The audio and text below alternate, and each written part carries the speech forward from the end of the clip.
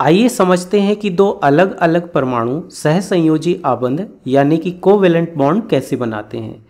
तो हम सबसे पहला उदाहरण कार्बन और ऑक्सीजन का लेते हैं। कार्बन की परमाणु संख्या 6 होती है, इसलिए इसका इलेक्ट्रॉनिक विन्यास 2 और 4 होगा, क्योंकि इसमें कुल 6 इलेक्ट्रॉन होंगे। इनमें से पहले कोष में 2 इलेक्ट्रॉन और बचे हुए 4 इलेक्ट्रॉन दूसरे कोष में होंगे, लेकिन दूसरे कोष में अधिकतम 8 इलेक्ट्रॉन हो सकते हैं। इसका मतलब है कि इसे अष्टक पूरा करने के लिए 4 इलेक्ट्रॉन और चाहिए। यदि इसे 4 इलेक्ट्रॉन और मिल जाते हैं तो इसके दूसरे कोष में अष्टक पूरा हो जाएगा। इसी तरह से ऑक्सीजन की परमाणु संख्या 8 होती है, मतलब इसमें 8 इलेक्ट्रॉन होते हैं, इसलिए इसका इलेक्ट्रॉनिक विन्यास 2, 6 होगा। पहले कोष में 2 और दूसरे कोष में जो सबसे बाहरी कोष है वहां पर 6 इलेक्ट्रॉन होंगे। दूसरे कोष में 8 इलेक्ट्रॉन हो सकते हैं, मतलब इसे भी अष्टक पूरा करने के लिए 2 इलेक्ट्रॉन और चाहिए। तो इस तरह से इनके पास इलेक्ट्रॉनिक विन्यास होता है। अब चूंकि कार्बन को 4 इलेक्ट्रॉन चाहिए, इसलिए यह 4 इलेक्ट्रॉन साझा करता है, लेकिन ऑक्सीजन को 2 इलेक्ट्रॉन चाहिए, इसलिए यह केवल 2 इलेक्ट्रॉन साझा करता है। तो यहाँ पर इनके बीच आबंध कैसे बनेगा, क्योंकि कार्बन तो 4 इलेक्ट्रॉन साझा कर रहा है, लेकिन ऑक्सीजन केवल 2 इलेक्ट्रॉन साझा कर रहा है। तो होता यह है कि कार्बन यहाँ पर अपने 4 में से 2 इलेक्ट्रॉन एक ऑक्सीजन परमाणु के साथ और बाकी 2 इलेक्ट्रॉन दूसरे ऑक्सीजन परमाणु के साथ साझा करता है। और इसी तरह से ऑक्सीजन के 2 परमाणु कार्बन के एक अणु के साथ अपने 2-2 इलेक्ट्रॉन साझा करते हैं और इस तरह से इनके बीच आबंध बनता है। इसे अच्छे से समझने के लिए चलिए इसकी इलेक्ट्रॉन बिंदु संरचना बनाते हैं। तो हमारे पास यहाँ पर कार्बन का एक परमाणु है। मान लीजिए कि हमारा कार्बन का एक परमाणु है, इसके साथ ऑक्सीजन के 2 परमाणु जुड़ेंगे, तो ये ऑक्सीजन का एक परमाणु हो गया और इसी तरह से ये ऑक्सीजन का दूसरा परमाणु हो गया। यहाँ पर कार्बन प्रत्येक ऑक्सीजन परमाणु के साथ अपने 2 इलेक्ट्रॉन साझा करता है और ऑक्सीजन का प्रत्येक परमाणु अपने बाहरी कोष के 6 में से 2 इलेक्ट्रॉन साझा कर देता है। चूँकि ये अलग इलेक्ट्रॉन है, इसलिए हम इन्हें अलग दर्शाएंगे। 2 इलेक्ट्रॉन साझा करने के बाद 4 इलेक्ट्रॉन प्रत्येक ऑक्सीजन परमाणु के पास ऐसे बचेंगे जिन्हें यह साझा नहीं करेगा। इसी तरह से इस ऑक्सीजन परमाणु में भी 2 इलेक्ट्रॉन साझा होंगे और 4 इलेक्ट्रॉन साझा नहीं होंगे। तो इस तरह से कार्बन का एक परमाणु, ऑक्सीजन के 2 परमाणु अपने इलेक्ट्रॉन साझा करते हैं। यहाँ हम देख सकते हैं कि अष्टक पूरा हो गया है। कार्बन के पास 1, 2, 3, 4, 5, 6, 7, 8, इसके बाहरी कोष में 8 इलेक्ट्रॉन हो गए और प्रत्येक ऑक्सीजन के परमाणु के पास भी 1, 2, 3, 4, 5, 6, 7, 8 परमाणुओं का अष्टक पूरा हो गया। इस तरह से कार्बन और 2 ऑक्सीजन परमाणुओं के बीच आबंध बनता है। यहाँ पर कार्बन का एक परमाणु ऑक्सीजन के 2 परमाणुओं के साथ द्विआबंध यानी कि डबल बॉन्ड बना रहा है। ऐसा क्यों है? क्योंकि प्रत्येक ऑक्सीजन परमाणु के साथ जो इलेक्ट्रॉन साझा हो रहे हैं वो 2 युग्म हैं।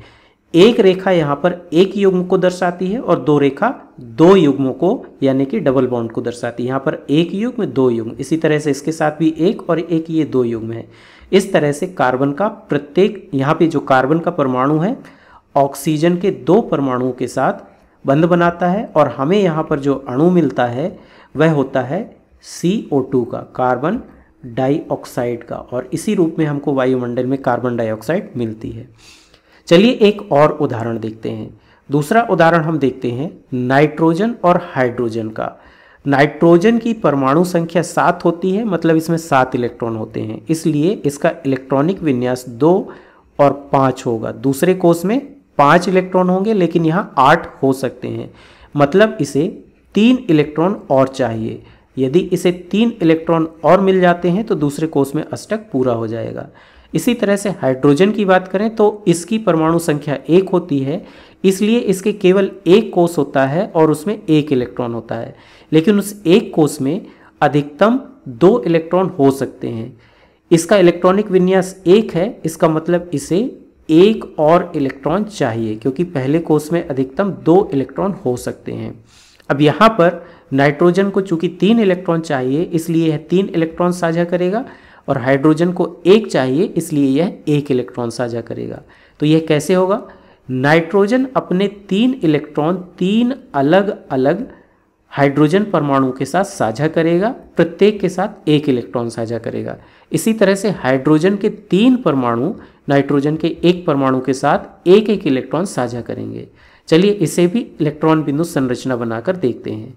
तो हमारे पास यहाँ पर नाइट्रोजन का 1 परमाणु है और इसके साथ हाइड्रोजन के 3 परमाणु जुड़ेंगे। तो ये हमारा पहला हाइड्रोजन परमाणु है, इसी तरह से ये दूसरा हाइड्रोजन परमाणु और ये तीसरा हाइड्रोजन परमाणु है। 3 हाइड्रोजन परमाणु इसके साथ जुड़ेंगे। अब यहाँ पर नाइट्रोजन प्रत्येक हाइड्रोजन परमाणु के साथ एक इलेक्ट्रॉन साझा करता है और हाइड्रोजन का प्रत्येक परमाणु एक इलेक्ट्रॉन नाइट्रोजन के साथ साझा करता है। नाइट्रोजन यदि 3 इलेक्ट्रॉन साझा कर देता है तो इसके पास बाहरी कोश में 2 इलेक्ट्रॉन ऐसे बचेंगे जिन्हें ये साझा नहीं करेगा। तो इस प्रकार हम देख सकते हैं कि यहाँ पर अष्टक पूरा हो गया है। नाइट्रोजन के पास 1 2 3 4 5 6 7 8 ये हो गए और प्रत्येक हाइड्रोजन परमाणु के बाहरी कोश में 2 इलेक्ट्रॉन पूरे हो गए।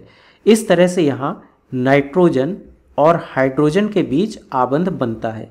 ये एकल आबंध होता है क्योंकि प्रत्येक हाइड्रोजन के परमाणु के साथ इलेक्ट्रॉन का केवल एक ही युग्म साझा हो रहा है, इसलिए यहाँ पर एकल आबंध बनेगा इस तरह से।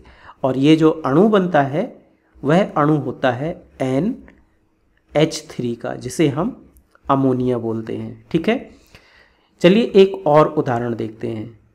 यहाँ पर हम कार्बन और हाइड्रोजन के बीच आबंध को समझते हैं। तो कार्बन की परमाणु संख्या 6 है, इसलिए इसका इलेक्ट्रॉनिक विन्यास 2 और 4 होगा, जो हमने अभी देखा। मतलब यहाँ पर 4 इलेक्ट्रॉन इसे और चाहिए, इसलिए यह 4 इलेक्ट्रॉन साझा करेगा। लेकिन हाइड्रोजन के पास हाइड्रोजन की परमाणु संख्या 1 है, इसके बाहरी कोश में जो पहला कोश है उसमें 1 इलेक्ट्रॉन है, इसलिए इसका इलेक्ट्रॉनिक विन्यास 1 ही होगा और इसे 1 इलेक्ट्रॉन और चाहिए होगा 2 इलेक्ट्रॉन की संख्या पहले कोश में पूरा करने के लिए।